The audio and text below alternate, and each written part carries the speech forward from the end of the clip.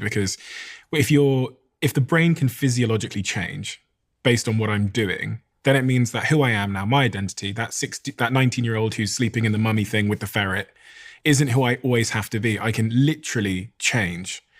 We've spoken a little bit around like what causes the motivation to actually change, but knowing that my brain will actually change, those two things are really inspiring for me, because it means that whatever rut I'm stuck in isn't necessarily a permanent one. Now, you said that the motivation to change comes from fear.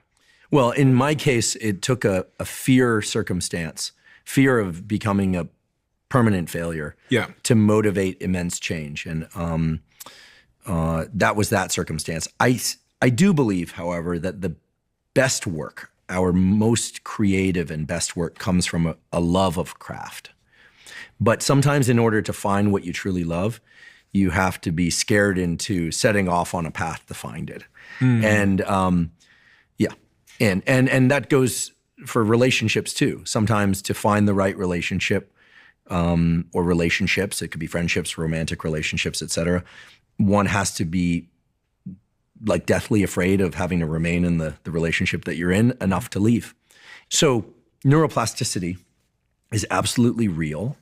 It actually worked out that my scientific great-grandparents, two guys, David Hubel and Torsten Wiesel, won the Nobel Prize for neuroplasticity.